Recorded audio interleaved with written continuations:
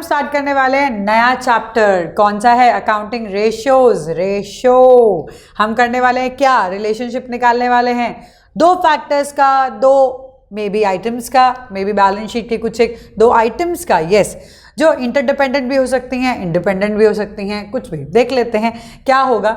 Mainly ratios क्या होती है? Ratio analysis is a study of relationship among various business financial factors in a business. Financial factors मतलब वो profit and loss account में से भी उठा सकते हो, वो बैलेंस शीट में भी से उठा सकते हो, कोई भी एक्सपेंस हो सकता है, सेल भी हो सकती है, कुछ भी। तो हमें बेसिकली निकालना है रिलेशनशिप दो चीज़ों का, कि वो अगर मैं कहूँ कि मेरी सेल इतनी हो गई है तो प्रॉफिट इतना हो गया, तो कितना परसेंटेज हुआ। परसेंटेज याद है ना? परसेंटेज निकालते हो आप खुद के रिजल्ट का परसेंटेज निकालते हो, वो भी रेशियो फॉर्म ही है। आप क्या कर रहे हो? आप रिलेशनशिप बता रहे हो ना बहुत सारे सब्जेक्ट्स का, है ना? सो यहाँ पे आपकी रेशियो ये 4 तरीके से एक्सप्रेस होती हैं। एक्सप्रेस मतलब आंसर आता है ऐसा। प्योर रेशियो, प्योर रेशियो मतलब रेशियो सिंपल कैसे लिखते हैं? 2:1, 1:1, है ना? 1:2 जो लिखते हैं हम, वो प्योर रेशियोज होती हैं। तुम देखोगे करंट रेशियो आएगा, क्विक रेशियो आएगा, वहाँ पे आप प्योर फॉर्म यूज़ करोगे उसके आंसर्स को दिखाने के लिए। तो हर रेशियो को दिखाने का, एक्सप्रेस करने का तरीका अलग होता है। वो एक्सप्रेशन के ये तरीके हैं। कुछ एक होगा परसेंटेज, अभी बोला ना मैंने, प्रॉफिट कितना परसेंटेज कमाया, है ना? तो वो परसेंटेज होता है। वो परसेंटेज भी एक एक्सप्रेशन है, एक एक्सप्रेशन है to give this ratio. Ratio ही है वो भी। तो आप नेट प्रॉफिट रेशियो देखोगे, प्रॉफिट है ना, तो अब सी अगर मैं यहाँ पे लिखूँ 75%, मतलब 75%, यानी कि सेल के अंदर 75% प्रॉफिट है। ओ माय गॉड, इतना नहीं होता है, एक्सपेंस ले लेते हैं, ठीक है। परसेंटेज का ये भी एक तरीका है, आप एक्सप्रेस कर सकते हो। टाइम्स, हाँ टाइम्स में भी एक्सप्रेस होता है कितने गुना है कोई चीज़। हम कैसे कहते हैं कि डेब्ट टू इक्विटी, या हम कहते हैं कि अगर मैं बोलूँ ओनर ने इतना पैसा लगाया, बाहर से हमने इतना लिया है, तो कितने टाइम्स है इसका, ये कितने टाइम है, तो हम यहाँ पे टाइम्स भी यूज़ करते हैं, ठीक है। सो टाइम्स 3 टाइम्स हो गया, 4 टाइम्स हो गया, या फिर हम ऐसा भी बोल सकते हैं कि कुछ एक रेशियोज आप देखोगे, ये सारे एग्जाम्पल्स मैं आपको बता रही हूँ, ये एग्जाम्पल्स आप देखोगे आगे जब प्रैक्टिकल करोगे, ठीक है। जैसे आता है stock turnover ratio, stock turnover ratio या इन्वेंट्रीज टर्नओवर रेशियो जिसको हम बोलते हैं, कि आप कितने टाइम अपने परचेजेस को, अपने कॉस्ट ऑफ गुड्स सोल्ड को कन्वर्ट कर लेते हो, अपने स्टॉक को कन्वर्ट कर लेते हो सेल में, कितने टाइम, तो कितने टाइम में आप कन्वर्ट करते हो। कितनी बार ऐसा होता है कि आपने स्टॉक में डाला फिर वो बिक गया, फिर स्टॉक में डाला फिर वो बिक गया, तो कितने टाइम ऐसा होता है, तो ये टाइम्स में बताते हैं हम। फ्रैक्शन, ये तो ईजी है, वो फ्रैक्शन तो क्या होता है, पूरा वैल्यू 1 है, उसका कितना पार्ट ये है ना। शेयर कैपिटल इतना है, उसमें से टोटल रिजर्व एंड सरप्लस कितना है लिख सकते हैं, है ना। So that is fraction. 0.23 हो सकता है कि आपका 1 में से 0.23% नहीं, फ्रैक्शन में, तो क्योंकि 0.23 लिख रहे हैं, अगर ये परसेंटेज में हो जाएगा तो इनटू 100 कर देते हैं, पर वो हम एक्सप्रेस नहीं कर रहे। तो रेशियो हम 4 तरीके से एक्सप्रेस कर सकते हैं, समझ रहे हो? 4 तरीके से एक्सप्रेस कर सकते हैं। पहला pure form, normal ratio form, 1:2 form, ठीक है। परसेंटेज में दिखाओ, इनटू 100 करना पड़ेगा। कुछ एक रेशियो फिक्स है, परसेंटेज में ही दिखाई जाती हैं।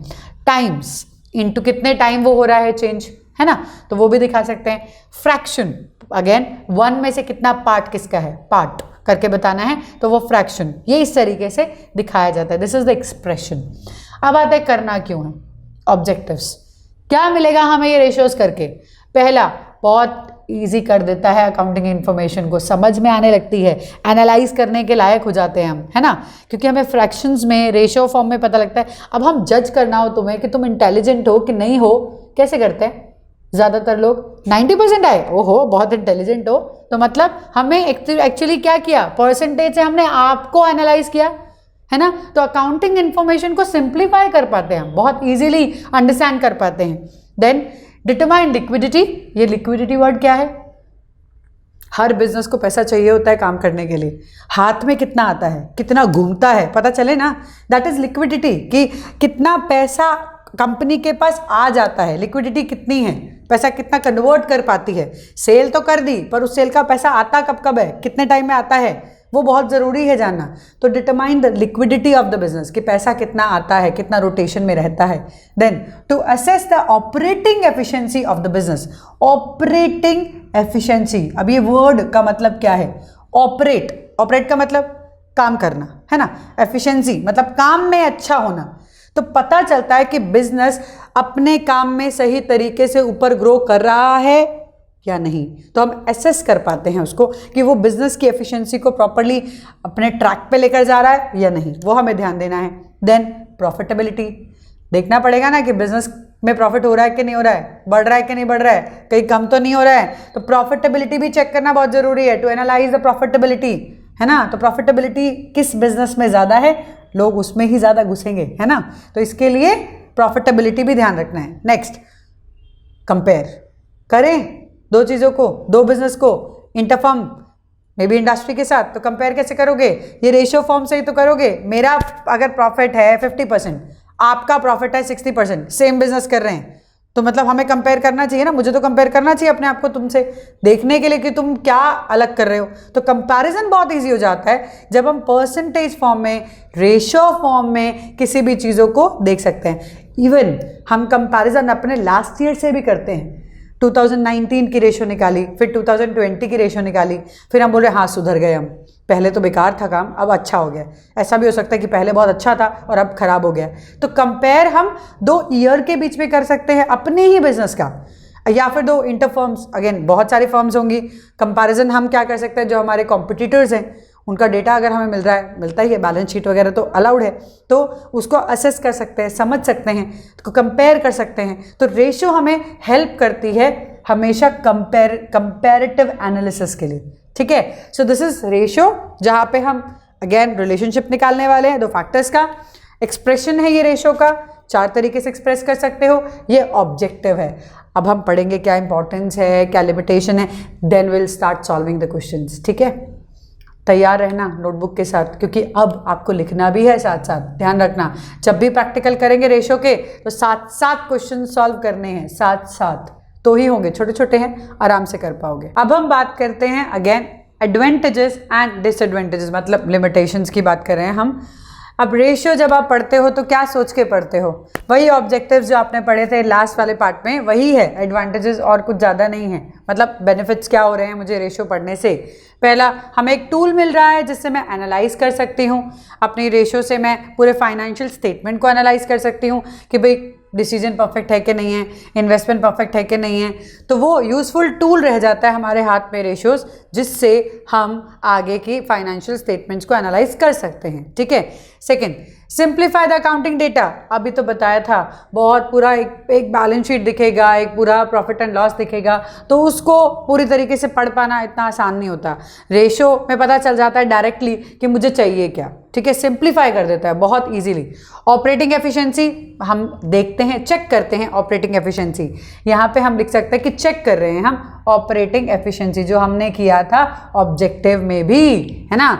ऑब्जेक्टिव में कि हम हमारा बिजनेस कैसा चल रहा है, सही चल रहा है, बढ़ रहा है, कम हो रहा है, क्या पीरियड में है, तो वो ऑपरेटिंग एफिशिएंसी हम रेशियो से चेक कर सकते हैं। फिर फोरकास्ट करने में इजी है, पता चलता है ना ट्रेंड कैसा जा रहा है, ऊपर के नीचे, तो फोरकास्ट करने में इजी रहता है। अभी 2020 में कोविड आया तो सारे बिजनेस नीचे जा रहे हैं, दिख रहा है, लेकिन कोई बिजनेस हल्का सा ऊपर आने लगता है तो हम फोरकास्ट कर पाते हैं, भाई ये स्ट्रांग हो रहा है, ये ऊपर आ रहा है, तो इसके ऊपर हम काम कर सकते हैं। तो फोरकास्टिंग हो सकती है रेशियो से। यस, पता चलता है कि आगे हम क्या करने वाले हैं, आगे इसको कैसे बढ़ना चाहिए। Useful in locating the weak areas, again पता चलता है कि मेरा ये रेशियो कम हो रहा है, ये रेशियो स्ट्रांग है, तो मेरे इस रेशियो पे मुझे काम करना है, मुझे करंट एसेट पे काम करना है, मुझे नॉन करंट एसेट पे काम करना है, किस पे काम करना है बेसिकली, तो कौन से आइटम पे मुझे ध्यान देना है बैलेंस शीट के अंदर, तो वो मुझे पता चलता है रेशियो से। तो वीक एरिया पता चलता है, उस पर हम काम भी कर सकते हैं।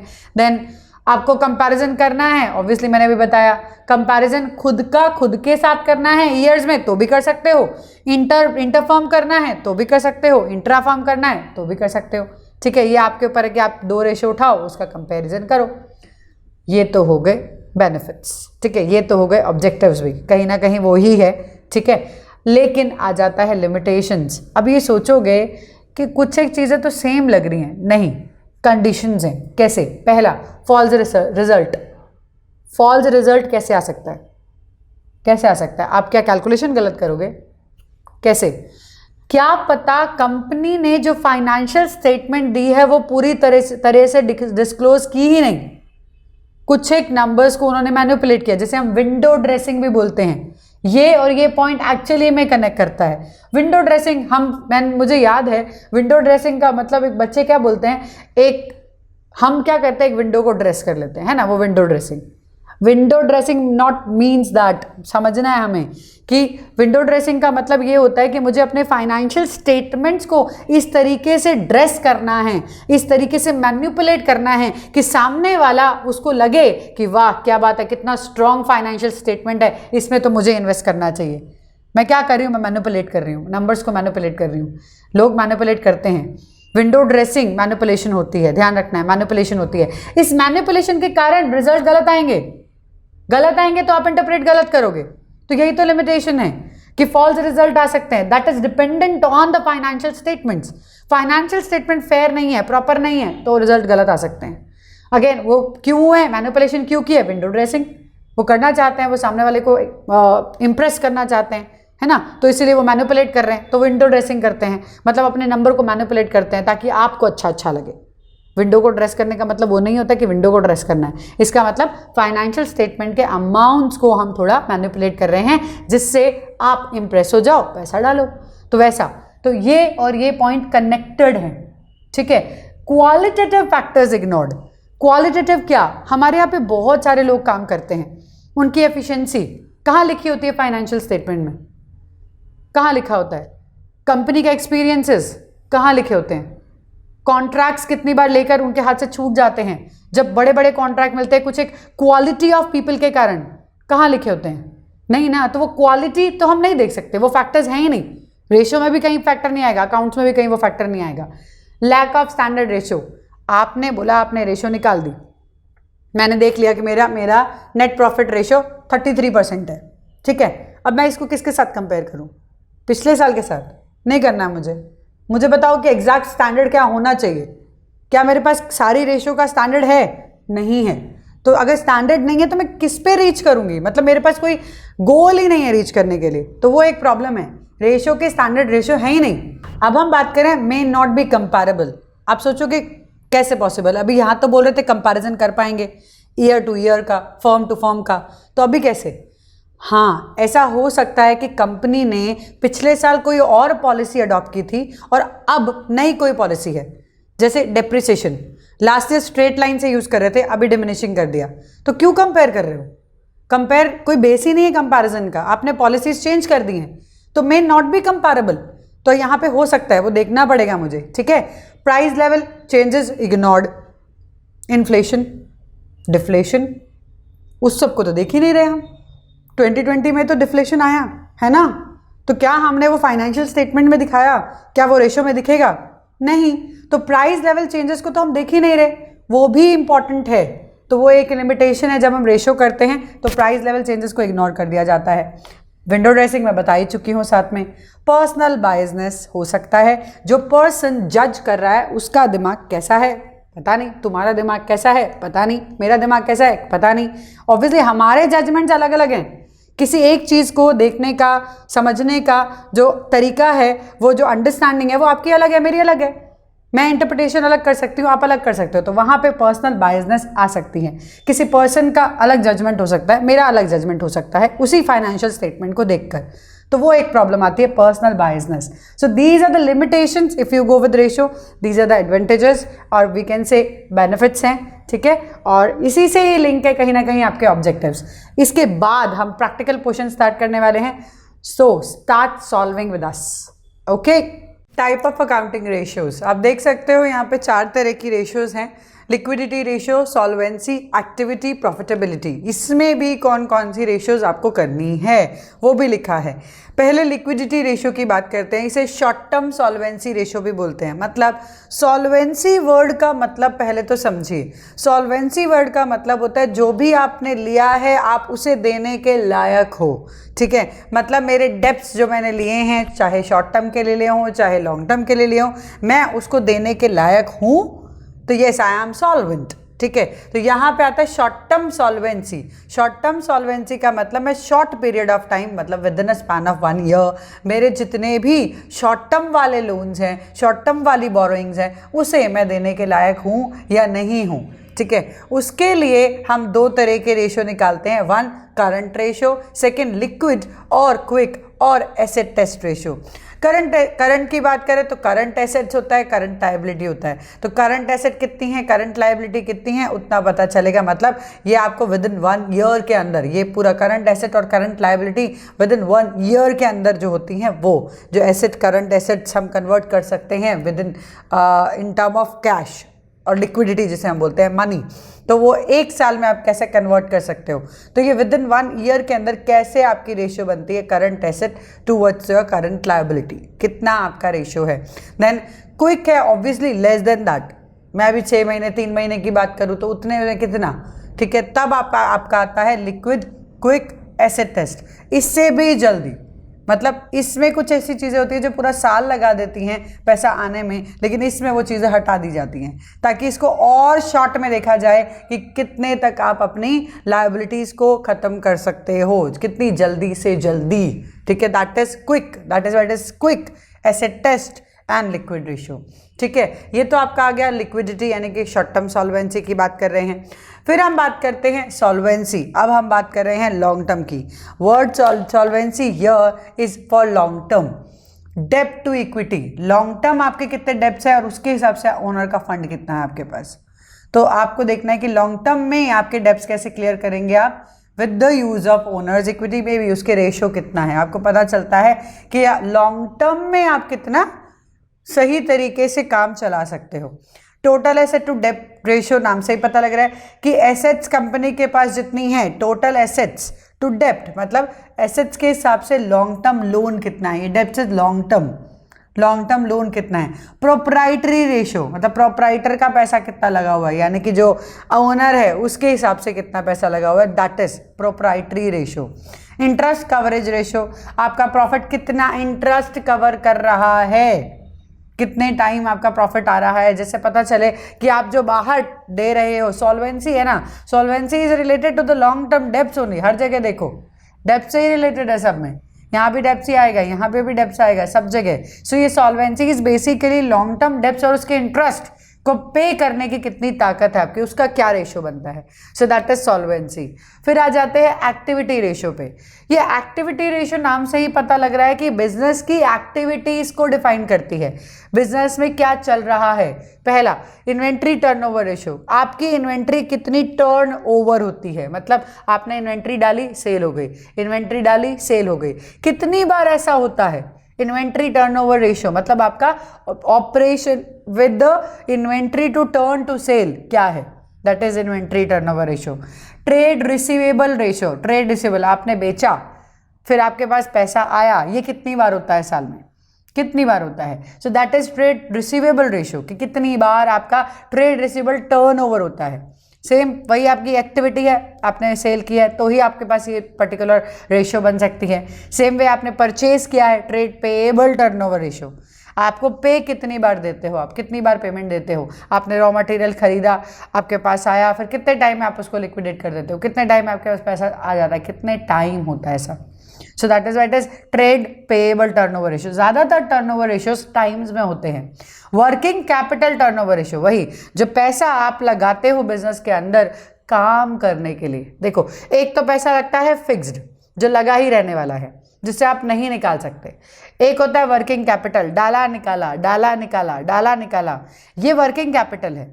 तो वर्किंग कैपिटल कितनी बार टर्नओवर होती है आपकी। So that all turnover ratios are an activity, ऐसे हम टर्नओवर रेशियो भी बोलते हैं क्योंकि ये एक्टिविटी से ही रिलेटेड है। कहाँ आप इन्वेंट्री को सेल में बदल रहे हो, कहाँ आप पेएबल से कितनी बार पे कर रहे हो, रिसीवेबल से कितनी बार रिसीव कर रहे हो, वर्किंग कैपिटल कितनी बार आपकी रोटेट हो रही है। So that all is turnover ratios. Then last आता है profitability, again name says everything. Profitability मतलब प्रॉफिट का हिसाब किताब देखो, कितने परसेंटेज प्रॉफिट में आ रहे हैं हम। ग्रॉस प्रॉफिट रेशियो, कितना ग्रॉस प्रॉफिट है। आप सब ने 11th स्टैंडर्ड के अंदर ये क्लियर कट पड़ा था कि ट्रेडिंग होता है, प्रॉफिट एंड लॉस होता है, बैलेंस शीट होता है, ट्रेडिंग के अंदर ग्रॉस प्रॉफिट निकलता है, प्रॉफिट एंड लॉस के अंदर नेट प्रॉफिट निकलता है, फिर बैलेंस शीट में आप उसे ऐड कर देते हो। मतलब ग्रॉस प्रॉफिट और नेट प्रॉफिट में फ़र्क है, वो फ़र्क आपको अच्छे से पता है। हम बताएंगे भी आगे जब सम करेंगे सारे तो होगा, ये सारे सब चीज़ों का ऑब्वियसली सम तो करना ही है, तो समझ तो आ ही जाएगा कि एग्जैक्टली इसको निकालना कैसे। बट कौन सी रेशियोज है वो हमें समझ में आनी चाहिए, याद तो होने चाहिए कि एटलीस्ट हमारे पास कितनी रेशियोज है निकालने के लिए। ग्रॉस प्रॉफिट से रिलेटेड जो ट्रेडिंग से पार्ट पे था, सिर्फ मैन्युफैक्चरिंग, उससे ज़्यादा कुछ नहीं। नेट प्रॉफिट सारे एक्सपेंसेस निकाल दो, टोटल एक्सपेंसेस निकाल दो, नेट प्रॉफिट रेशियो कि हमारी सेल का कितना % नेट प्रॉफिट है। ऑपरेटिंग रेशियो यहाँ पे basically is operating expenses. Business चलाने के लिए मैन्युफैक्चरिंग भी खर्चा आता है, ऑफिस का भी खर्चा आता है, बट कुछ ऐसे खर्चे भी आते हैं जो बिजनेस से रिलेटेड नहीं होते। आपने कहीं इन्वेस्ट कर रखा है, आपने कहीं से फाइनेंस उठा रखा है, डेप्ट लिया हुआ है, ठीक है, तो उसके पेमेंट देने पड़ रहे हैं, वो सारे खर्चे एक्चुअली देखा जाए तो बिजनेस के नहीं है, उन खर्चों को निकाल दो। तो ऑपरेटिंग एक्सपेंस के कितने रेशियोज आ रहे हैं अकॉर्डिंग टू योर सेल, और एक्सपेंसेस कितने हैं। ऑपरेटिंग प्रॉफिट सिर्फ बिजनेस से कमाया हुआ प्रॉफिट, ऑपरेटिंग। अब ये सोचो कि क्या ये नेट प्रॉफिट या क्या ये ग्रॉस प्रॉफिट बिजनेस से कमाया हुआ नहीं है ना, सोच रहे हो ना, नहीं ऐसा नहीं है। उसमें नेट प्रॉफिट पे बहुत सारी चीज़ें और भी एडेड होती है, जैसे मैंने अभी बोला, फाइनेंस से रिलेटेड इंटरेस्ट वगैरह देना पड़ता है, फिर हमने कहीं इन्वेस्टमेंट कर रखी है, वहाँ से हमारे पास कोई इंटरेस्ट आ रहा है, वो हमारे बिजनेस का पार्ट नहीं है। उनको हटा के एग्जैक्ट प्रॉफिट पे आओ, बिजनेस के प्रॉफिट पे आओ। उस बिजनेस के प्रॉफिट से अगर आपको रेशियो निकालनी पड़े, so that is operating profit ratio. समझ आया। देन रिटर्न ऑन इन्वेस्टमेंट, नाम से ही पता लग रहा है, मैंने जो इन्वेस्ट किया, प्रोप्राइटर ने जो इन्वेस्ट किया, उसको रिटर्न कितना मिल रहा है, उसको कितना पैसा मिलेगा। तो प्रॉफिट जो उसको बटने वाला है और जो उसने लगाया है उसके बीच का ratio, so that is your profitability ratio, कितना हम रिटर्न दे रहे हैं इन्वेस्टमेंट पे।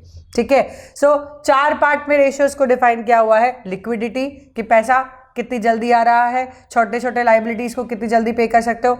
सॉल्वेंसी, लॉन्ग टर्म लाइबिलिटीज़ को कैसे पे कर रहे हो, उसका इंटरेस्ट कैसे कवर कर रहे हो, या आपने उसको कन्वर्ट कितना किया है एसेट में, वो सब चीज़ें। देन एक्टिविटी, बिजनेस के एक्टिविटी से रिलेटेड, टर्नओवर से रिलेटेड हो गया, बिजनेस में कितनी एक्टिविटीज़ फास्ट हो रही हैं, कितने टाइम्स हो रही हैं। प्रॉफिटेबिलिटी, प्रॉफिट कितने भी कैसे भी आ रहे हैं, तो उस प्रॉफिट का परसेंटेज क्या है, वो प्रॉफिट को हम रेशियो में कैसे बता सकते हैं। So that is all about your ratios. अब हम प्रैक्टिकल स्टार्ट करने वाले हैं। नोटबुक रखना अपने हाथ में ताकि आपको समझ में आए कि वो सम कैसे किया जा रहा है, और बैलेंस शीट का फॉर्मेट दिमाग में रखना, क्योंकि बैलेंस शीट के फॉर्मेट से ही बहुत बार हम क्वेश्चन सॉल्व करने वाले हैं। ठीक है, तो और नहीं आता तो एक बार बैलेंस शीट का फॉर्मेट अच्छे से पढ़ लो, then we will solve practical questions.